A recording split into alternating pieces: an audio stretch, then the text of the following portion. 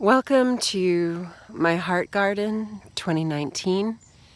The day is July 8th specifically. This is approximately a 20 by 13 heart-shaped garden that you are looking at from the outside here on Anika, our family land.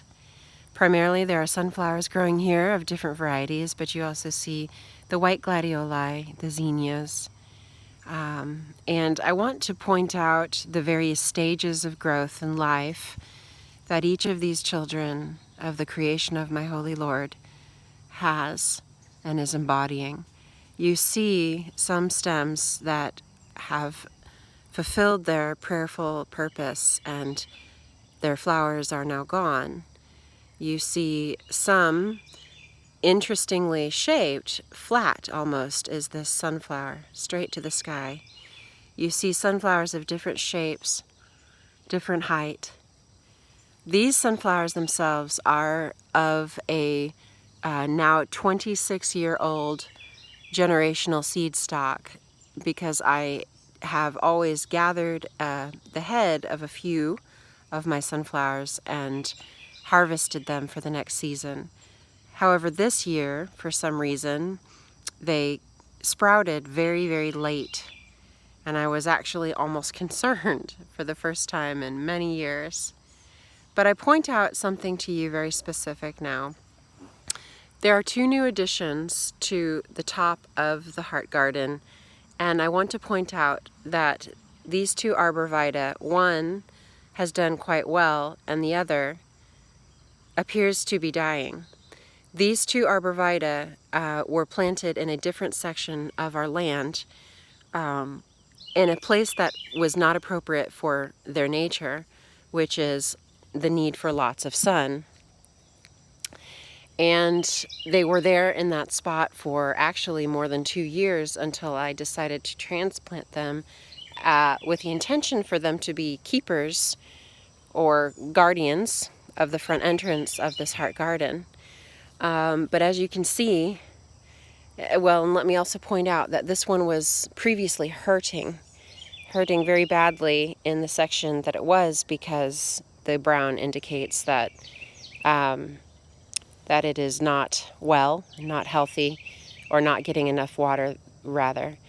So I have been doing this experiment in hope and in faith and in trust, because botanists will say that once an Arbor vitae begins to look like this, there's no turning back. I have pruned and taken back and cut off the majority of the brown spots. I have binded it, you see.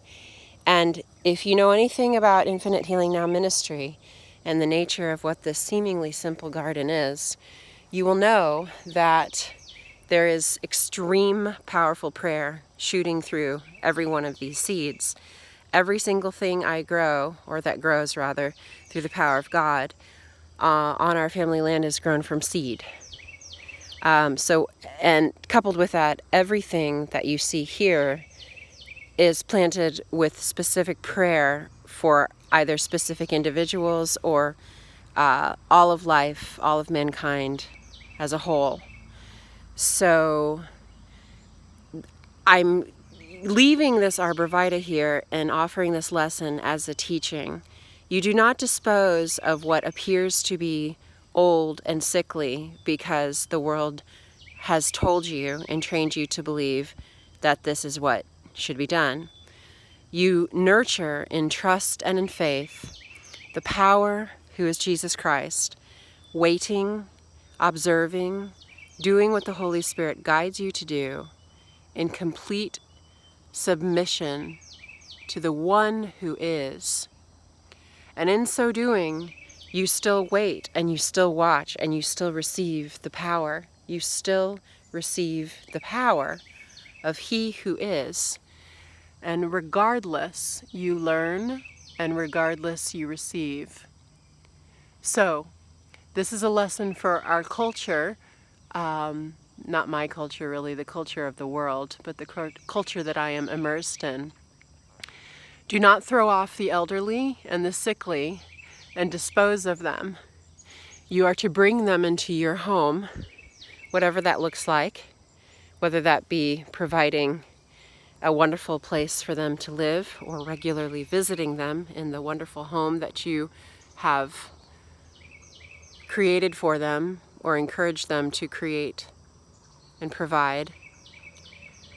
You are to bind unto the Holy Spirit with the power of God's providence and His holy love. And you are to forever nurture and care for the divine life who is Christ.